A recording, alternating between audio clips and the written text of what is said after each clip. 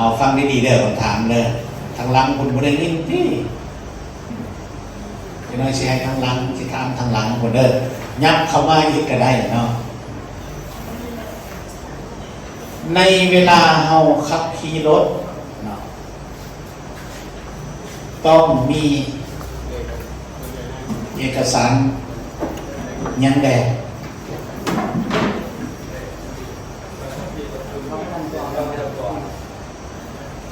อะไรต่อเนาะในเวลาเราขับขี่รถต้องมีใบขับขี่และบัตรประจำตัวเนาะบางคนก็อาจจะถามอาจารย์ว่าบัตรประจำตัวครับใส่ไปเห็นอย่างนั่นน่ะอันนี้แม่นเพื่อยังยืนเนาะเขาเป็นพลเมืองของชาติของประเทศเขาบัตรประจำตัวนะไปใส่เขาก็ไปนำได้นะบัดนี้ใบขับขี่เด้ใบขับขี่นี้เขาสามารถขับรถได้นะภายในประเทศเราเด้อจ้ะส่วนว่าปึ้มเหลืองประกันภัยหลายปักไว้นำรถบ่แม่นบ่ให้มีได้แต่ใบกฎการเทคนิคแม่นบอกอยู่ไงฮะมีใบกฎการเทคนิคประกันภัยนี่ปึ้มเหลืองหลายปักไว้อยู่นำรถถ้าว่าเขาถือไปเนี่ยกระเป๋าน้อยนี่บ่เบิดเนาะให้ถือใน2ใบเด้อบัตรประจำตัวกับใบขับขี่เนาะถือไปนำอันนั้นไปใส่เขาหน่อยถือไปนำนะเอาถามได้เด้อใครอยากถามก็ยกมือถามโลดเนาะเอาคำถามที่2อาจารย์ถามคืนมาเนี่ยบทเรียนเนาะ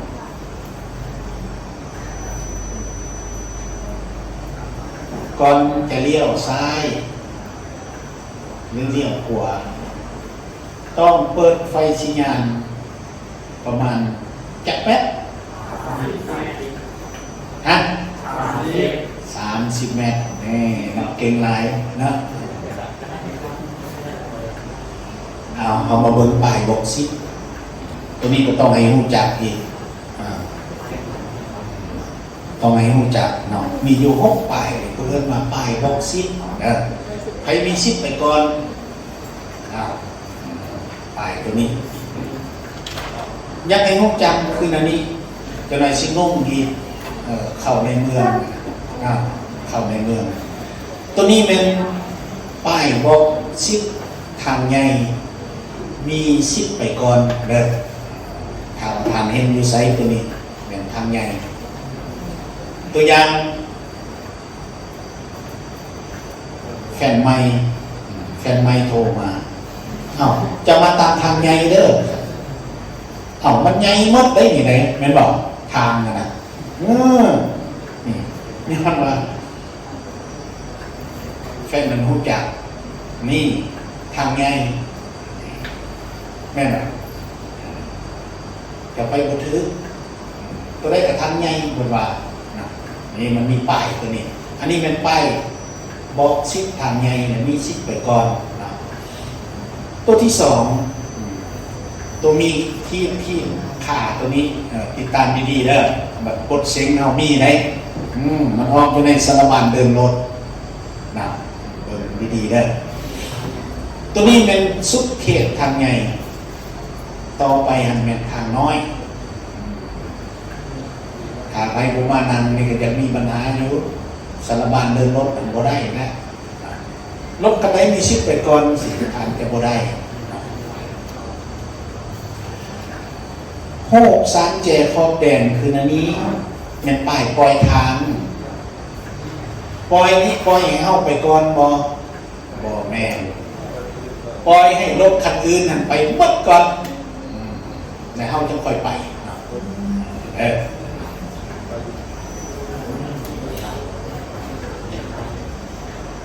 ตัวนี้เป็นป้ายหยุดหรือว่าสต็อปบอกให้เขาหยุดบัดนี้ยัง2 ป้ายนี่ยัง2 ป้าย รถนะป้ายตัวใดมีชิดไปก่อนอยู่ในสองป้ายนี่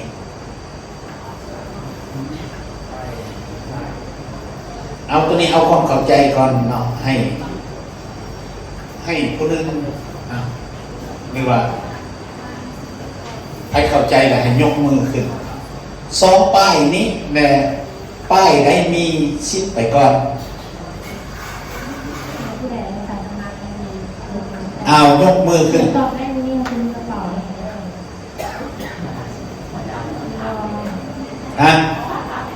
คำถามบอกสองป้ายนี้เนาะป้ายที่หนึ่งป้ายเบื้องครัวสีแดงป้ายที่สองป้ายเบื้องลูกซ้อนสีขาวนะตัวนี้และสีขาวบอกหรือว่าสีแดงมีชิดไปก่อนยกมือเอาเส้นลุกขึ้นใช่ไหมน้องหวานใจเบื้องครัวสีแดงบอกหรือว่าเบื้องครัวสีขาวมีชิดไปก่อนเบื้องครัวสีแดงเอาเส้นนำเอาอีกคนนึงเอาอีกคนนึงยกมือขึ้นเบื้องครัวสีแดงและเบื้องครัวสีขาวคันไหนมีชิดไปก่อนนับหูก็ได้เอายกมือขึ้นเอาเส้นเอาเบื้องครัวสีขาวตัวนี้ถูกต้องเด้อเอามาครับกระเป๋าเลย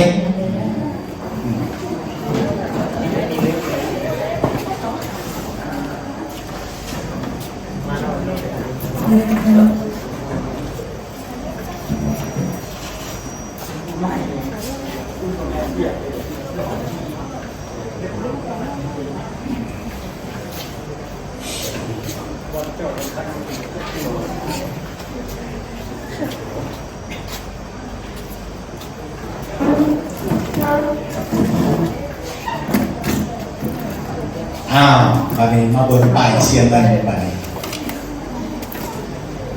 ป้ายตัวนี้แม่นป้ายเสียงเงินเนาะป้ายเสียงเงินไหนตัวนี้ไหนอันนี้มันป้ายห้ามทาว่าบรรดาทานหักละเมิดบรรดาป้ายนี้จะถือปรับใหม่เสียงเงินวันนี้อาจารย์เสนอร่วมไปก่อนเนาะก็นี่มันห้ามผ่านผ่านไปเห็นตัวนี้บ่ต้องไปเนาะตัวนี้มันห้ามรถทุกประเภทชื่อเด้อตัวนี้เด้อรถทุกประเภทเนาะนี่ห้ามเด้อห้ามรถเบาห้ามรถบรรทุกตัวใดมีหูตัวใดเป็นห้ามตัวนั้นเนาะอยู่ในนี้เด้ออันนี้ห้ามคนยาห้ามคนเข้าไปนะตัวนี้นะ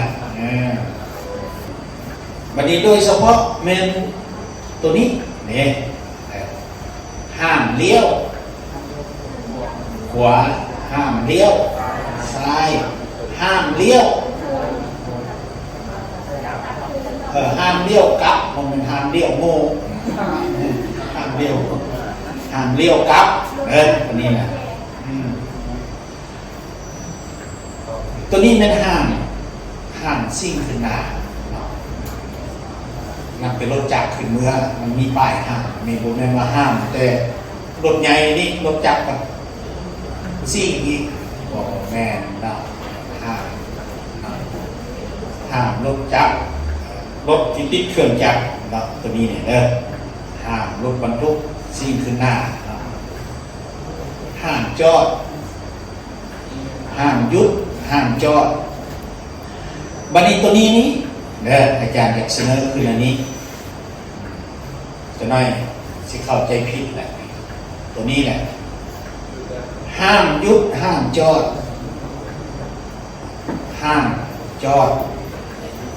ตัวนี้มันจะมีคำถามให้ทานเวลาถามสอบเซ็ง เจ้าสามารถเอารถไปหยุดหรือจอดอยู่ทางหน้าป้ายคืออันนี้ได้บ่นี่แหละคือปรับใหม่นะทุกป้ายห้ามนี่ถ้าว่าจะหยุดจะจอดเราให้จอดอยู่หน้าป้ายเข้าใจเด้ออย่างนี้เด้อเว้นเสียว่านี่เว้นเสียแต่มีลูกศรซี่ลงดินนี่เคยเห็นอยู่บ่นั่นแหละหน้าป้ายนี่จะบ่ได้จอดและให้กายป้ายไปจอดอยู่ทางหลังป้าย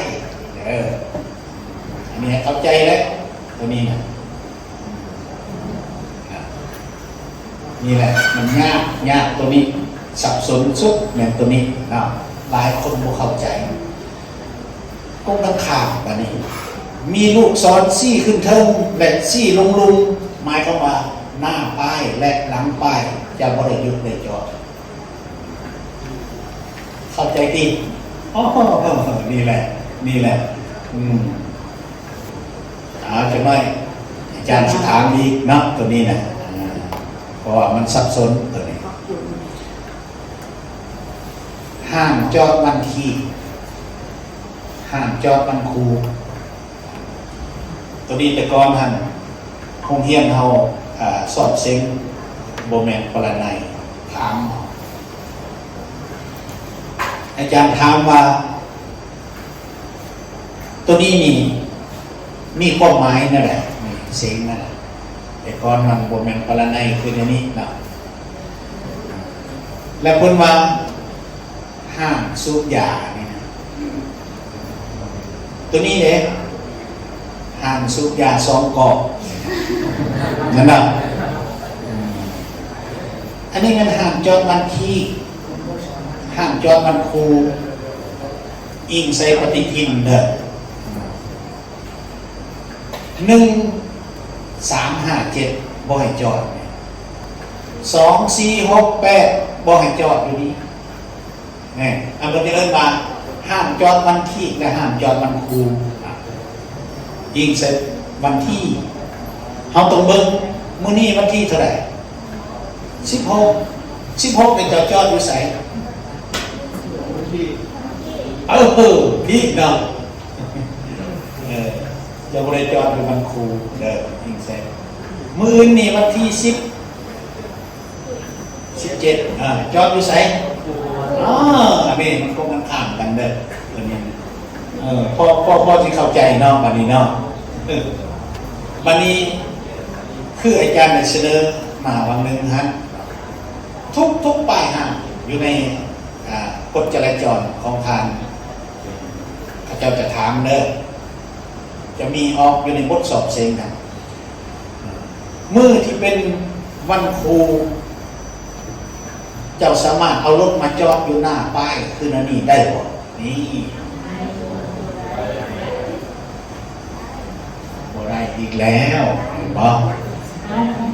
ผู้ใดสามารถตอบถูกจากเหตุการณ์บางคนก็ว่าได้บางคนก็ว่าบ่ได้เอาบัดนี้ในมื้อที่เป็นวันครูเนาะเจ้าสามารถเอารถมาจอดอยู่หน้าป้ายคือนั่นนี่ได้บ่เอาลุกขึ้นตอบทำไงเชิญป้ายตัวนี้มันเป็นป้ายห้ามจอดลำพูที่มันสามารถจอดอยู่ได้เอาไปจอดที่หน้าป้ายลำที่เอานั่งลงในตอบอีกว่าเอาอีกคนนึงถามโอ้เขาต้องทำอ่ะเอามื้อที่เป็นวันครูเจ้าสามารถเอารถมาจอดอยู่หน้าป้ายคือนั่นนี่ได้บ่จอดได้เนาะเหตุผลเป็นอย่างว่า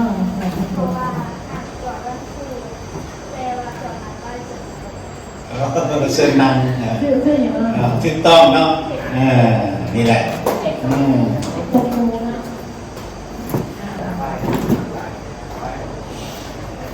ตัวนี้อาจารย์เสนอคืนเนาะอา จารย์ตอบคำถามคืนเนี่ยให้บอกต้องเข้าใจของเราเนาะ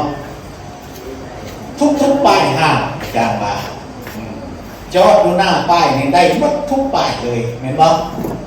เว้นเสียแต่นี้ลูกศรชี้ลงดินนี่ในระยะ20 เมตรบ่ได้แล้วเนาะเห็นบ่หรือว่ามีลูกศรชี้ขึ้นเทิงชี้ลงลุมคือว่าหน้าป้ายไปหลังป้ายจะบ่ได้หยุดได้จอดเข้าใจเด้อนี่แหละคือความหมายเนาะ2 ป้ายนี่เนาะตัวนี้มันห้ามใส่เสียงดังหรือว่าห้ามบีบแก่เนาะโดยเฉพาะเหมือนสำนักงานองค์การโรงเรียนโรงหมอเนาะตัวนี้นะบัดนี้ป้ายตัวนี้ห้ามแรงเกิน50 กิโลเมตรต่อชั่วโมงเนาะตัวนี้ห้ามถามต้องเบิ่งได้เบิ่งคอมพิวเตอร์รถได้เนาะเวลาแล่นรถนับแต่รถจักรขึ้นเรือส่วนนายเป็นเจ้าหน้าที่จะดักซุ่มเฮาอยู่บนป้ายตัวนี้บางคนไปชิแลนอัน40-50เป็นบ่ทางซื่อๆทางคนเดียวก็เจ้าก็กับโบดังเฮาเนาะตัวนี้มันสุดเขตห่างของตัวนี้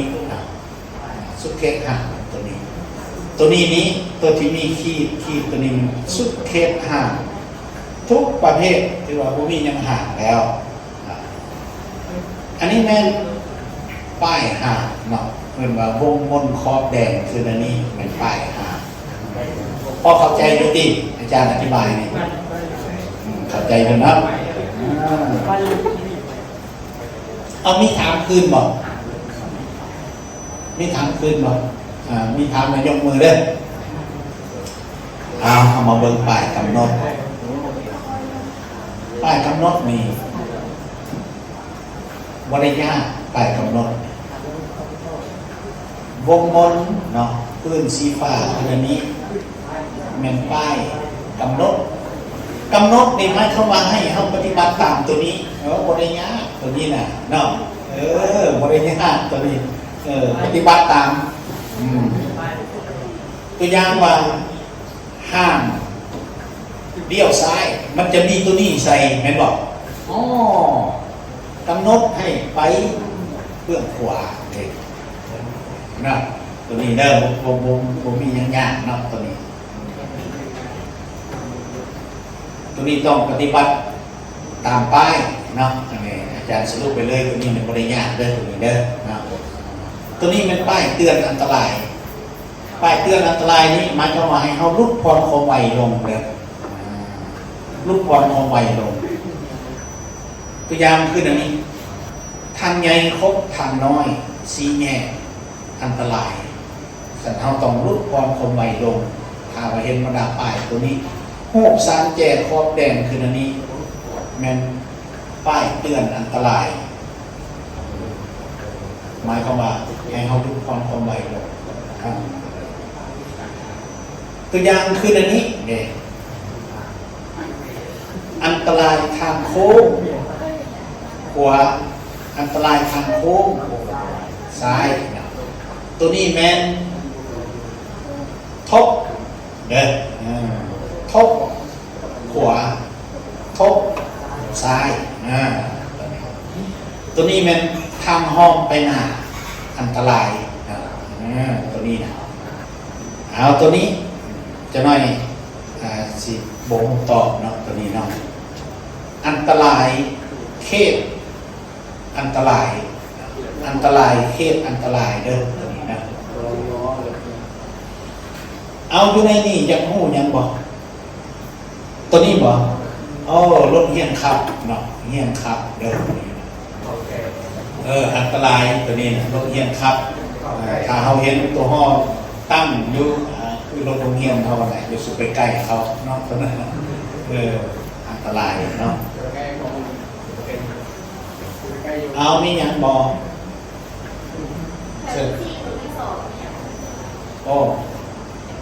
ตัวใดเนาะนี่บ่ อันนี้โมเมนต์มันแนวจับมันป้องไหน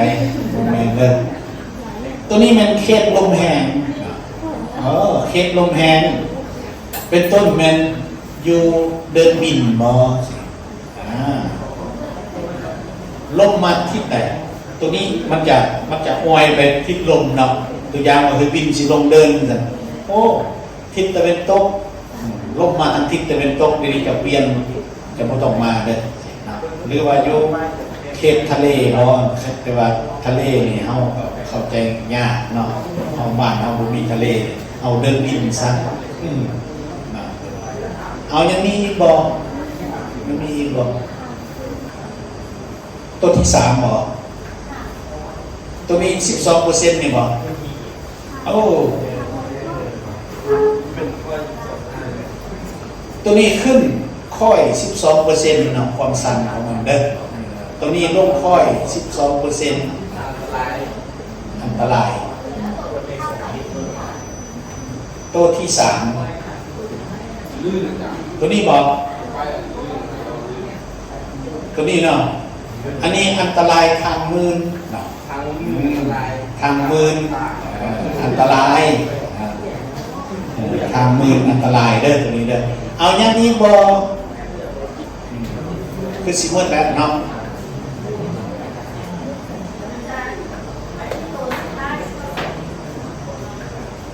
โตห่อฮักนี่วะ